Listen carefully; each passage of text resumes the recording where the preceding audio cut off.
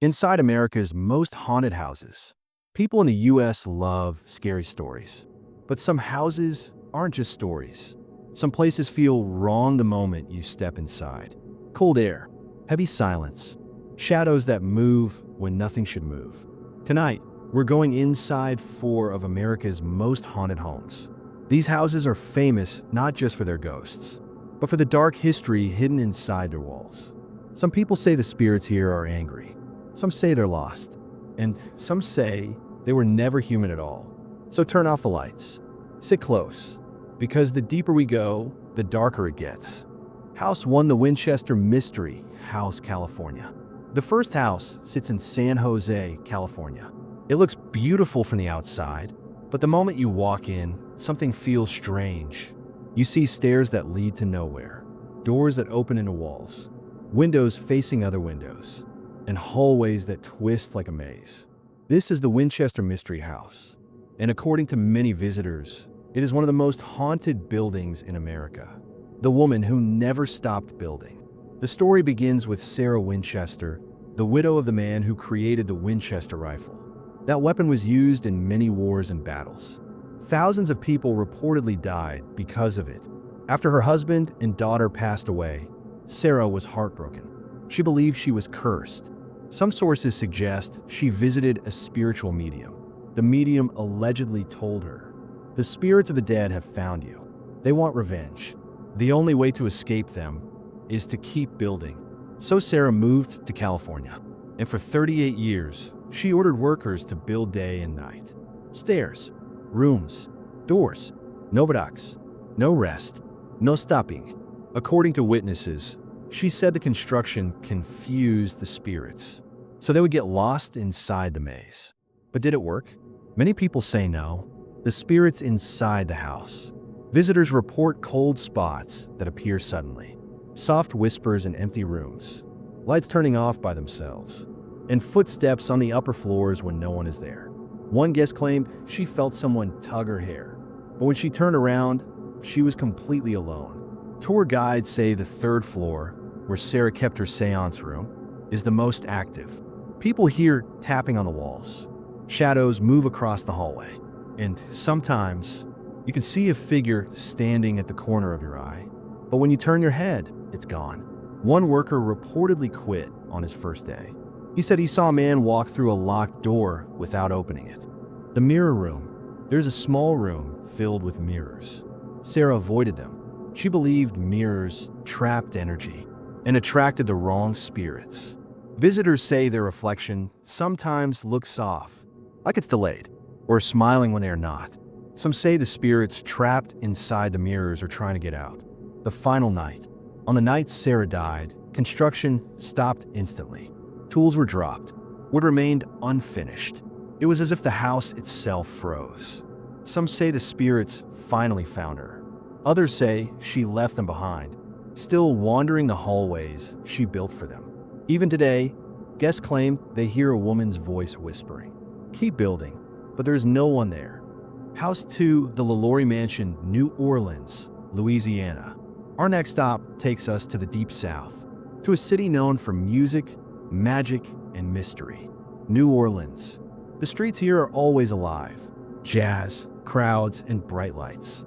But just a few blocks away from the noise sits a house that is whispered about even today. A house people cross the street to avoid. A house tour guides call the darkest place in the city. This is the LaLaurie Mansion, and according to many local stories, it holds some of the most disturbing energy in all of America. The woman behind the walls. The mansion once belonged to Madame Delphine LaLaurie.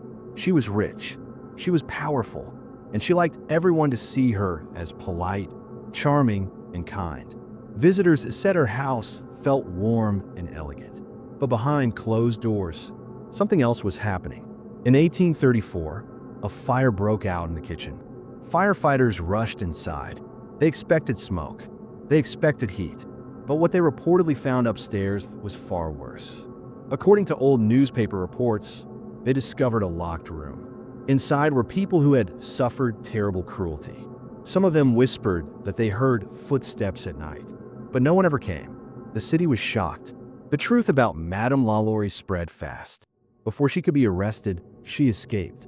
Some say she fled the country. Others say she hid nearby. But no one ever proved what happened to her. And that's when the haunting began. The first spirits. When police finished clearing the house, neighbors noticed strange things. Windows would slam shut even when there was no wind. People heard crying coming from inside even though the house was empty. Some said they saw shadows standing at the windows, just watching. One neighbor asked a guard to walk inside the house at night. He reportedly lasted less than an hour.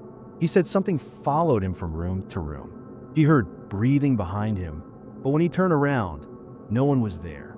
He quit the same night. The little girl on the stairs. Local stories tell of a young girl who allegedly lived in the house long before the fire. People say she was scared of Madame LaLaurie. One day, the girl ran up the staircase trying to escape. Witnesses said she screamed. Then she fell. Some believe she was pushed. Others say she slipped.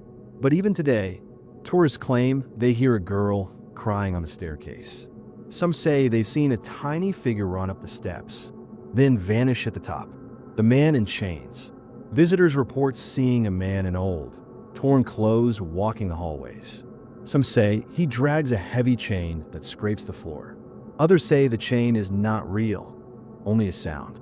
Tour guides claim lights flicker whenever someone mentions him. One group allegedly saw him standing near a window. He stared at them, then slowly faded into the wall. The angry room. There is one room in the mansion that guides rarely enter. They call it the angry room. People stepping inside report pounding headaches. Some feel sick. Some feel watched from all sides.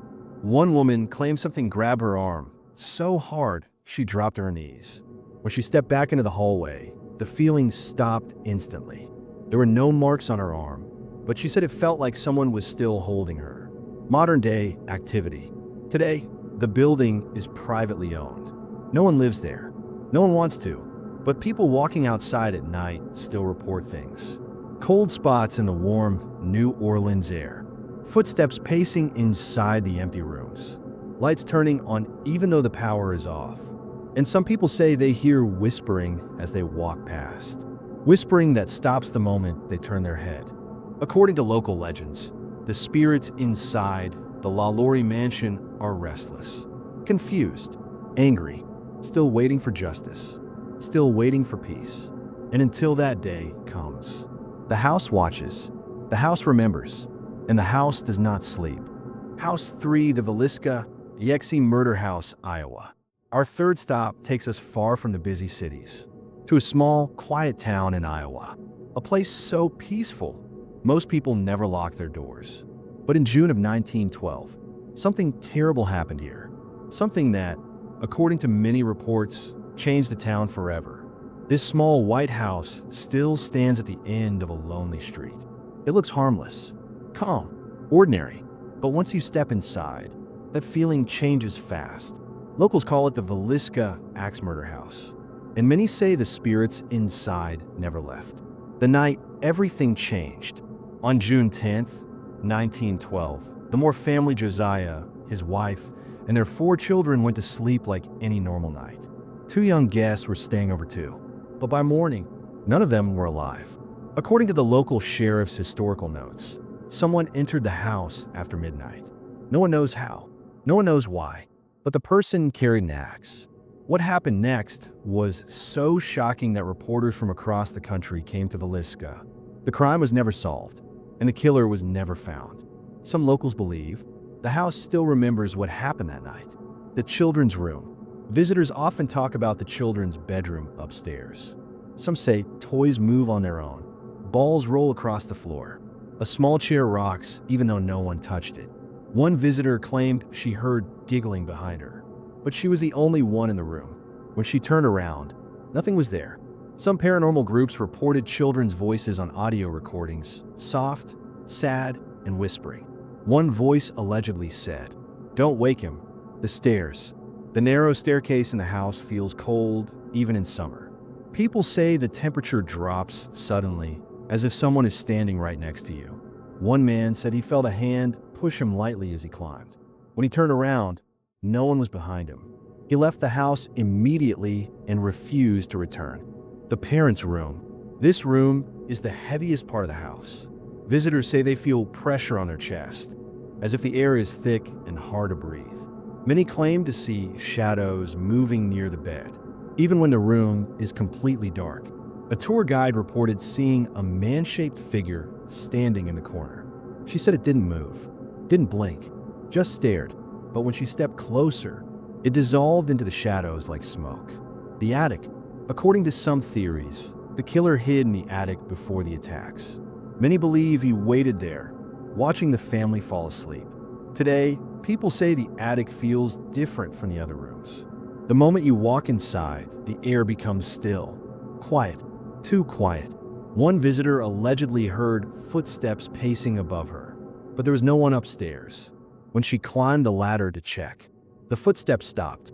Another person claimed he heard slow breathing behind him. He ran out of the attic so fast he scraped his knees on the ladder. Nighttime activity.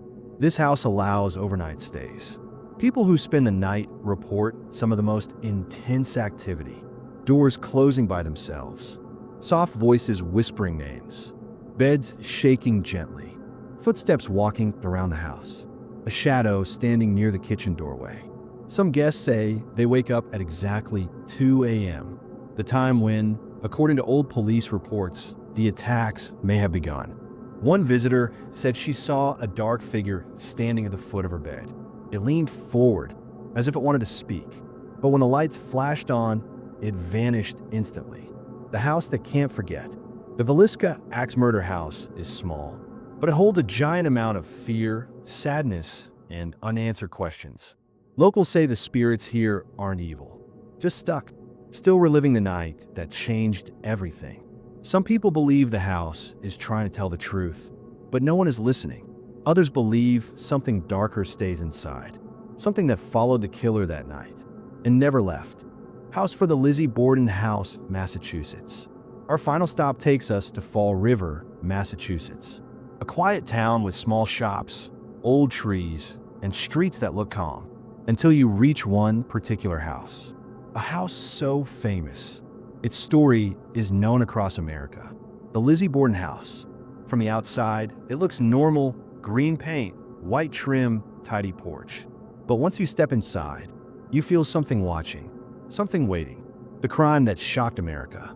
In 1892, Andrew and Abby Borden lived here with Andrew's daughter, Lizzie. They were well known in town, respected, quiet. But one morning, everything changed. According to police reports from that time, Abby Borden was found upstairs, attacked with a hatchet. Andrew was found on the living room couch shortly after.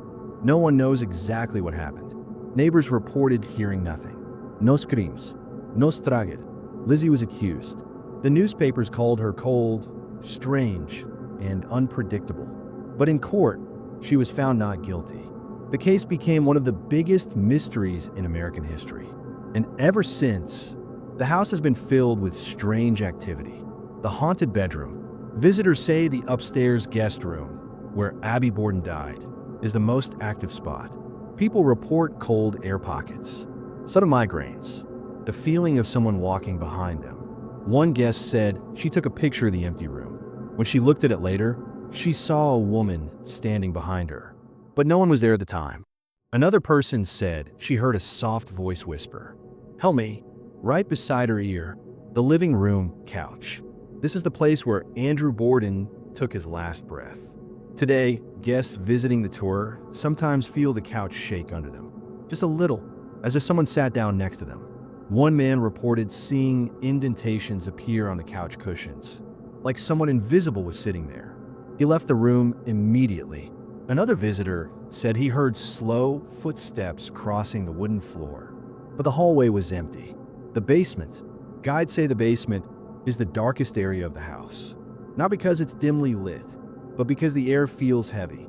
People report shadows moving against the far wall, soft knocking sounds, a cold breeze that circles around the ankles, the feeling of being watched from the corner. One group allegedly saw a tall, dark figure moving near the furnace. It didn't walk. It slid, like fog shaped into a person. By the time lights were turned on, it was gone. The children's spirits. Local legends say 2 young children died in a nearby property years before the Bordens moved in. Some people believe their spirits roam the area and sometimes enter the Borden house. Visitors report hearing giggles at night, small footsteps running in the hallway, and toys rolling slowly across the floor. A paranormal team recorded what sounded like a child whispering, "Play with me," but no children were on the tour that night. These 4 houses, Winchester, LaLaurie, Villisca, and Borden, are miles apart. Different cities, different stories, different tragedies, but they all share one thing. People say the past is still alive inside their walls. Some spirits seem lost, some seem angry, some seem confused, and some don't feel human at all. When you leave these houses, you carry something with you. A feeling, a whisper, a question that stays in your mind long after the lights go out. If the walls could speak, what else would they tell us? Fade out. End. Winchester House. Stairs to nowhere. Doors opening slowly. Maze-like hallways. Victorian architecture. LaLaurie Mansion. Dark New Orleans streets. Candlelight flicker. Shadow figures at windows. Old chains/broken rooms. Villisca House. Old farmhouse exterior. Night shot of children's toys. Empty beds. Black silhouettes. Safe. Symbolic only. Lizzie Borden House. Old sitting room. Close-up of old furniture. Footsteps on stairs. Basement shadows.